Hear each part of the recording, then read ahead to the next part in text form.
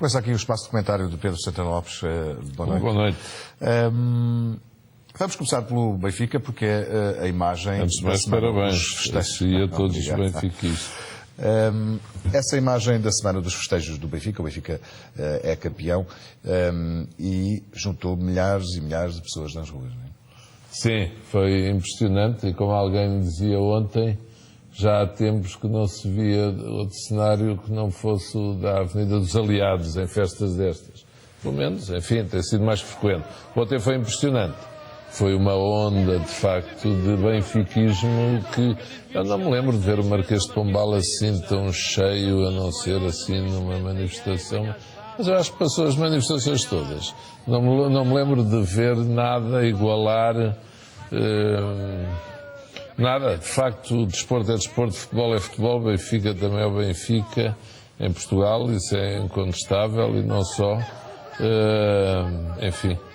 olha, até me lembrei, quando ganhei as eleições para a Câmara de Lisboa, depois fomos lá para o Marquês de Pombal, era muito menos. Não tinha comparação. E portanto, isto enfim, à parte, aquilo ontem foi uma mancha que qualquer líder altamente vitorioso gostaria de ter. É um clube, de facto, impressionante do ponto de vista do apoio popular, isso tem que ser reconhecido, e é um título justíssimo, merecidíssimo, seria enfim, sei lá o quê, quase uma heresia do ponto de vista da justiça desportiva, o Benfica não ser campeão este ano. Bom, mas no ano passado aconteceu o que aconteceu, não é? O Benfica jogou, fez uma época... Sim, o Benfica também jogou muito bem, portanto, não estavam livres de ter acontecido. Com o Olhanense a primeira parte acabou 0-0, quer dizer... E havia um certo nervosismo na bancada. Exatamente, isso aqui lá pode haver uma bola que entra de repente e lá se estraga tudo. E quer dizer, o que se sente é que depois... Agora o Benfica criou confiança, acumulou confiança, mas enquanto não se ganha... Eu sei lá até agora até onde que o Benfica vai, com os Juventus, com o Porto... Sim, com os Juventus agora quinta-feira, o primeiro jogo. Sim, depois com o Rio Ave, não é? Final da Taça de Portugal. Quer dizer... Ainda tem mais 2 jogos com o Porto. Pode acontecer, na Taça da Liga, pode acontecer este ano o contrário do que aconteceu ano passado. Com a reticência da Liga da Europa... mas pode o Benfica ganhar quase tudo este ano, o que de facto é uma grande proeza para Jorge Jesus e para o Presidente Luís Filipe Vieira. Eu aproveito para recuperar uma declaração sua logo no começo da época, porque o começo da época foi tremido, por várias razões. Sim. Primeiro, o Benfica meio traumatizado, não é? com o que foi a cena do Cardoso, a final da Taça de Portugal. Enfim, a incerteza se Jesus devia ficar ou não. Vamos recordar essas declarações suas aqui no CM Jornal. É muito difícil, quer dizer, se o Luís Filipe Vieira, se a direção do Benfica, a administração da SAD decidirem continuar com Jorge Jesus, é um ato de coragem, sem dúvida nenhuma. É mais fácil ele sair. Mas como ontem alguém aqui lembrava também, o Jupp Heynckes perdeu não sei quantos anos, estes títulos conquistou agora no Bayern de Munique. E conquistou-os este ano. Depois saiu, mas conquistou-os. E foi uma grande desilusão quando o Bayern perdeu não sei quantas vezes, nomeadamente a final da Liga dos Campeões. E aí é que eu acho que são dirigentes com envergadura. E, portanto... Passados estes meses todos, é uma vitória, enfim, não se pode individualizar nunca. Sim, uma vitória mas, deste tipo, mas é de Luís Filipe Vieira. Eu acho que é. Eu não sei se os meus confrades sportinguistas que ficam zangados comigo, porque eu manifestei-lhe uma opinião que resultou, não foi para eu manifestar, mas enfim, que acabou por ser o bom caminho para o Benfica. Mas eu acho que é mesmo assim, quer dizer, e acho que pode passar o mesmo este ano no Benfica, ou seja, Jorge Jesus ficou, Luís Filipe Vieira, para responder à sua pergunta, acho que demonstrou capacidade de liderança. Ele nessa altura foi líder, quase ninguém no Benfica, dos dirigentes do Benfica, tudo queria ver Jorge Jesus na rua. E há uma imagem até interessante na final da Taça de Portugal, quando o Benfica perde, há uma imagem de Vieira no Estádio Nacional, ele ainda falou com os jogadores, sozinho, sem ninguém. O resto foi-se tudo embora. Foi-se tudo embora da SAD e deixaram o líder ali sozinho. É verdade, e naquela altura toda a gente julgava que o Luís Filipe Vieira estava praticamente acabado. E então quando ele confirmou Jorge Jesus, a teoria era que Jorge Jesus saía à segunda jornada, ou à terceira, ou à quarta, ou à quinta, e atrás dele queria provavelmente o Luís Filipe Vieira também. E mais uma vez se prova, não, o futebol não é uma ciência exata nem o desporto, mas aquele exemplo que eu citei ali do Heinz, o Heinz saiu depois, e eu estou convencido que, e depois de ter sido confirmado, após anos de derrotas, aqui aconteceu o mesmo, e eu acho que Jorge Jesus, ganhando o que já ganhou, é praticamente certo. Bem, eu acho que é muito provável que ele saia do Benfica. Quer dizer, o futebol português não é o futebol inglês. A Arsène Wenger fica no Arsenal 15 anos. No entanto, o Jesus é o treinador no Benfica com mais anos seguidos no Benfica. Ou seja, em 50 anos o Benfica nunca teve um treinador que ficasse 5 épocas, não é? Pronto, olha, oxalá aprenda ao Benfica, oxalá, é uma maneira de dizer, mas eu quero que o Sporting ganhe, como é natural, mas oxalá o Benfica aprenda para bem da instituição e os outros clubes aprendam também. Porque, quer dizer, isso eu tenho dito, já disse aqui assim, digo em todo o lado. Eu acho que o Jesus é um grande treinador, eu até já disse em público, eu gostava que ele fosse treinador de Sporting. Bem, depois de o ver vestido à Benfica ontem, já é mais complicado dizer que ele é sportinguista. Eu acho que ele é um tipo extraordinário, trabalha, estuda, como treinador de futebol. O resto não conheço, cumprimento quando o vejo, sou simpático, mas mais nada. Agora, esta decisão de manter, atenção, eu quando fui presidente do Sport tive de despedir um treinador, mas por outras razões. Portanto, nós temos de ter autoridade moral para pregar o que pregamos. Eu tive pena de ter feito, também não foi o meu treinador, quer dizer, foi o meu, porque continuei com ele, já tinha sido escolhido antes de Sousa Sintra, mas este é o caminho certo. Veja lá, o Benfica o ano passado, é que já o que o Benfica fez o ano passado foi bestial, foi um grande melão para os benfiquistas, mas foi extraordinário, foram à final de tudo, quase ganharam tudo, depois aquilo correu mal. Mas fizeram, como você dizia há bocadinho, jogaram muito bem, uma grande proeza. Luís Filipe Vieira este ano decidiu manter Jorge Jesus, não vender jogadores, ficar no essencial com a mesma equipa, ainda reforçada. Bem, deu resultado, eu diria, deu um resultadão. Porque não é só os pontos, não é só o título que é muito importante, é a maneira como o Benfica tem jogado. E por isso, e lembra-se os teóricos, eu ontem ouvi uma data deles, isto é extraordinário. Uma data deles defendeu que o Vieira devia ter posto os dois fora, até a dizer que eles são a dupla ideal agora. E depois teorizávamos todos se devia haver diretor desportivo, se não devia haver diretor desportivo, se o Rui Costa tinha pouco poder, se não tinha. Não é o Luís Filipe Vieira agora também, que é muito bom. Isto a bola, mas ele decidiu bem. No futebol é assim, a bola entra, já sabemos, são todos bons, não entra e tudo corre mal. Agora, o Luís Filipe Vieira tem muito mérito. E pode-se dizer praticamente que foi ele sozinho a aguentar com Jorge Jesus, porque a posição que Jorge Jesus aguentou ali as primeiras jornadas da época não foi nada fácil. Perdeu logo o primeiro jogo? É verdade, perdeu logo no primeiro jogo e, portanto, foi uma prova de resistência. Qualquer deles demonstrou ter capacidade de liderança. Lembra-se já se dizia que o Jesus não falava com os jogadores não falavam com o Jesus, o Vieira não queria, não podia ver o Jesus pelos olhos, estava tudo farto uns dos outros. E olha, está tudo aos pulos e se calhar com uma época a ganhar tudo. E, portanto, eu não posso deixar de sublinhar isto, não querendo também deixar de dar uma palavra ao feito do Sporting ter conseguido, quando não se esperava, o acesso direto à Liga dos Campeões. Acho também é uma grande proeza com o orçamento que o Sporting tinha e o presidente Bruno Carvalho também merece parabéns especiais. Pedro Santana Lopes esteve agora no Brasil, acabou de chegar no Brasil. O Brasil vai receber o Mundial, vai receber também os Jogos Olímpicos. O que é que viu neste Brasil organizador? Olha, não lhe escondo alguma preocupação. Aquilo está atrasado.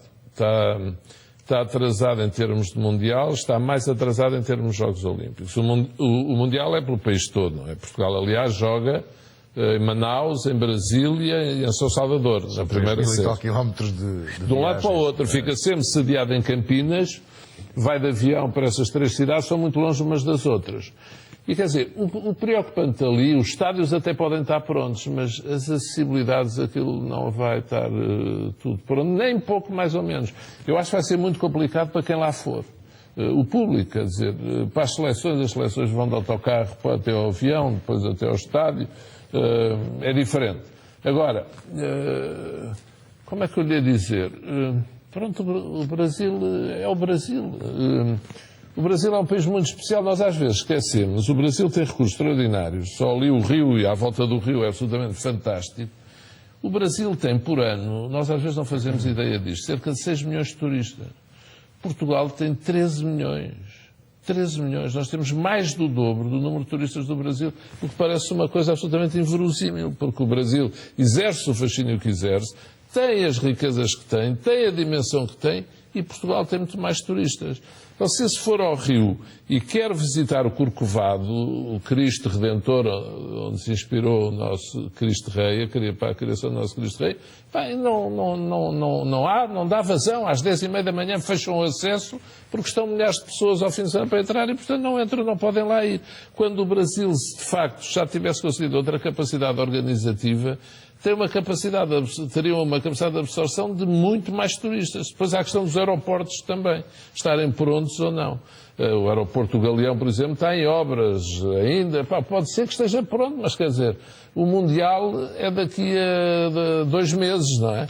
Para os Jogos Olímpicos, há 51 obras que têm que estar em desenvolvimento, 37 ainda não têm contrato.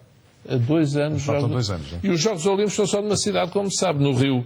Vai ser ali para o lado da Barra da Tijuca, que é uma cidade nova que está a nascer, uma zona maioritariamente rica, mas não. Estão a fazer um metro agora, quer dizer, o Brasil, o Rio de Janeiro está também todo em obras, mas sente-se, aquilo não vai estar pronto a tempo como deve ser. Atenção, cá em Portugal, quando foi o Euro 2004, o novo Estado da Luz e o novo Estado de Alvalade começaram a construir-se e ainda não havia projeto na Câmara. Eu não estou a dizer que Portugal dá lições ao Brasil, ou seja, o que for. Agora, vi com preocupação estes atrasos e na parte dos Jogos Olímpicos o Comitê Olímpico teve de intervir, tomou uma decisão na sua última reunião, nomeou lá um alto representante, uma figura qualquer, para ir acompanhar mais de perto aquilo. E o Brasil, ainda por cima, está a fazer uma opção curiosa. O prefeito do Brasil, Eduardo Paes, diz não querem fazer cidades olímpicas, projetos para ficarem para sempre, não. Coisas mais ocasionais, construções mais frágeis possam ir abaixo e que não fiquem depois elefantes brancos que não sabem o que é que se há de fazer àquilo. Isto também soa agora, já no Brasil, aqui um pouco a desculpa porque já não têm tempo de fazer coisas mais sólidas. Portanto, foi um grande desafio que o Brasil meteu a ombros, isto de fazer um Mundial e uns Jogos Olímpicos, logo a seguir. Não, isso era um investimento elevadíssimo. É um investimento elevadíssimo. Eu espero que o Brasil, com franqueza, saiba tirar as lições da crise mundial e do subprime. Você anda desse lado da Barra da Tijuca, é construção. São, lá se diz que é o maior shopping da América Latina, o shopping da Barra. Pois, a seguir ao shopping da Barra e antes, há outros quase do mesmo tamanho. Uns já com 10 anos, outros estão a nascer agora.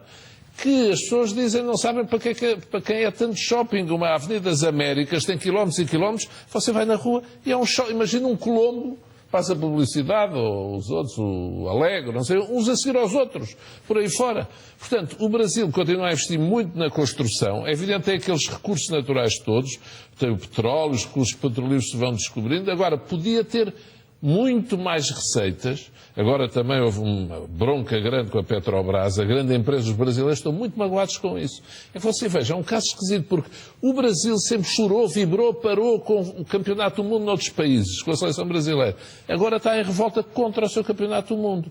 E eu ouvi várias vezes na rua, ouvi mesmo as conversas das pessoas umas com as outras, dizer, você sabe quanto custa? 50 bi, pá. Eles a falarem uns com os outros sobre os custos que aquilo vai ter. E agora, a Petrobras, que eles achavam que era assim um motivo de orgulho, mais um escândalo de corrupção, não estou a dizer, desta vez é na Petrobras. E o Brasil, às vezes, corrói as suas energias com estes casos, um pouco burlescos até, que seriam difíceis de imaginar noutros sistemas democráticos. Houve um mensalão, agora a Veja, um dos principais escândalos no Brasil são uma série de indivíduos com cargos destacados que compraram uma fábrica, fizeram uma fábrica de comprimidos, compraram material na sucata, forraram com chapa de níquel por fora para parecer que as máquinas eram novas, fizeram uma convenção com o Ministério da Saúde, recebem o dinheiro, produzido comprimidos, descobriram-se que não produziram um comprimido até hoje. E isto, parece quase de anedota, mas manda a verdade dizer uma coisa, é que a polícia está a atuar em força mesmo em cima de altos responsáveis e os tribunais também. O Supremo Tribunal, como se sabe, condenou o Dirceu e aquele José Dirceu, que estão, enfim, em regime, podem sair de dia para trabalhar, vão dormir todas as noites à prisão. Portanto, foram condenados políticos que ocuparam os mais altos cargos. Portanto, o Brasil é um país destes contrastes, continua carregado de favelas, em frente a bairros riquíssimos, São Conrado, e depois a favela, a outra em frente, é o Cantagal, é a Rocinha. É um país que vive assim, um país lindíssimo, fantástico, estava um tempo de verão quase sempre, e aquela cidade fabulosa, o Rio de Janeiro. Portanto, agora, o Brasil, se Portugal tem 13 milhões de turistas, imagino quantos pode ter o Brasil. Se me perguntam, e o Mundial vai ser um sucesso? Lembra-se quando o Papa Francisco chegou ao Rio, chegou a Brasil, aquela confusão que houve na sua... Mas eles estão alertas com a segurança. As favelas, eles dizem, estão quase todas pacificadas, têm as forças armadas na rua. O Rio é uma cidade, por exemplo, onde se vê durante o dia muitos helicópteros. Uns são para levar os turistas de um lado para o outro e para ver o Pão de Açúcar. O helicóptero está no Pão de Açúcar. Outros para ver o Cristo Rei. Mas outros andam por cima das favelas. Agora, eu estive lá 11 dias, agora, e digo a todos, se puderem lá ir, quem puder, em trabalho ou em turismo, vá, porque é um país absolutamente extraordinário e continuamos. Oxalá corra bem. Agora, estão muito atrasados. Estão atrasados agora, vai estar pronta a relva e vai estar pronta as bancadas, o resto não sei dizer. E as balizas, portanto, futebol vai haver. Jogos Olímpicos vão ter que carregar muito no acelerador. Bom, esta semana, hoje mesmo, há uma sondagem do Correio da Manhã, com resultados, eu diria, curiosos, não é? Curiosos. Não se pode dizer que sejam totalmente surpreendentes, mas no mínimo curiosos. Ou seja, os portugueses...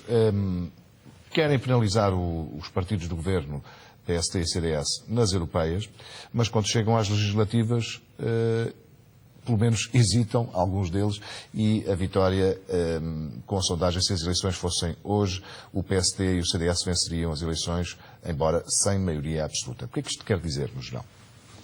Bem, essa sondagem, todas aquelas que se conhecem, que têm conhecido nos últimos tempos, parece, eu diria, a mais lógica, pelo menos parece ter alguma lógica. Há uma coisa em que quase todos estão de acordo. É que nas europeias, em princípio, o Partido Socialista prepara-se para ganhar essas eleições. Há quem diga que Passos Coelho não se importa porque quer que António José Seguro ganhe. Esta maldade, que eu acho um erro, nunca se deve menosprezar ninguém. Agora... depois, nas legislativas PSD e CDS juntos estarem à frente do PS, eu admito que possa vir a acontecer, mas estamos ainda a grande distância. Há muitos indecisos, pelo que vi. Sim, mas o tempo, a partir de agora, parece ser mais favorável ao governo, não é? Em princípio, sim. Falta um ano. Agora vamos ver... vocês passaram aqui, há bocado o que eu disse sobre o Luís Filipe Vieira e o Jorge Jesus o ano passado. Em maio. Eu julgo que já fiz aqui uma referência a isto. O resultado das europeias pode determinar se as eleições legislativas vão ser no tempo certo ou não. Ou seja, se houver uma diferença entre PS e PSD e CDS grande nas europeias, isso em vez de abrir uma crise no PS, como é óbvio, pode contribuir para abrir brechas no seio da coligação. E aí, há um fator que não pode ser ignorado. Como é que Cavaco Silva vai querer sair de cena? Falta um ano e tal para Cavaco Silva acabar o seu mandato como Presidente. E a nenhum Presidente da República é indiferente a maneira como será recordado, não é só lá na galeria dos Presidentes. Sim, normalmente ficam bastante mais interventivos no último ano de mandato, não é? Ora, aí é que é. E Cavaco Silva... ele, a partir daqui, não deve, como é que lhe dizer, não tem que se preocupar com mais nada, não sei, com o país, com a sua imagem, não deve nada nem ao PSD, nem ao PS. Ele vai querer decidir de uma maneira, vai querer tomar alguma decisão, é um pressentimento que eu tenho, que o deixe bem com uma fatia grande do eleitorado. Veja, ele neste momento, quem é que diz bem dele? Fundamentalmente PSD e CDS, pessoas do PSD e CDS. E tudo isto... Nos últimos dias, quando estive de facto no Brasil, agora quando regressei notei, parece que houve um enervamento, quer dizer, o governo estava mais virado para a saída limpa, de repente está mais hesitante, agora é limpa ou cautelar, ou já lhe chamam limpa cautelar, que é uma coisa, enfim, meio esdrúxula, híbrida. Depois, Passos Coelho deu uma entrevista que parece que não caiu nada bem nos setores da maioria e não só, pelo menos por alguns comentários que ouvi até na televisão. Marcelo Rebelo de Sousa ontem chamava uma desilusão, uma grande desilusão. Parece que a maioria tem esses ataques de nervoso miudinho de vez em quando. Vê uma frase de um ministro que alguns dizem que é um ministro altamente colocado a dizer que o primeiro-ministro na entrevista teve várias frases infelizes. A maioria tem estes achaques cíclicos. Cria os seus próprios problemas, não é? Cria os seus próprios problemas. Parece que tem um tédio com o bem-estar. A maioria não gosta de estar sossegada, gosta sempre de ter uns problemas para resolver, parece que precisa dessa adrenalina. Só que, se depois a adrenalina descarrega em cima de eleições, as pessoas chegam lá que vão votar e se dão um resultado mau demais à maioria, eu não sei que consequência é que isso pode ter no verão, porque coincide com a altura que sai a Troika. Vamos ver... Seria um resultado mau, na sua opinião? A derrota, em princípio, tudo indica que o PS vence as eleições. Sim, sim. O que é que seria eu diria, pesada uma para o PSD? diferença abaixo de 5 pontos, mapa seguro. Entre 5 e 10 pontos, enfim, entre 5 e 7,5, eu diria que razoável para seguro, bom para seguro, mas não faz abanar a maioria. Uma diferença acima de 7,5 pontos, 7,5 a 10 pontos, pode ser complicada para a maioria. Porque a maioria não depende de si só. E Cavaco Silva não se vai calar com o acordo a 3, nem a Cavaco Silva, nem os nossos credores externos, e, portanto, quando se puser outra vez a negociação a 3 depois das europeias, se o gap, se a diferença eleitoral dos resultados eleitorais é superior a estes 7,5%, a maioria vai começar a enervar-se. Por isso é que esta sondagem é interessante, porque esta sondagem aponta precisamente para aquilo que Cavaco, no fundo, pretende, não é?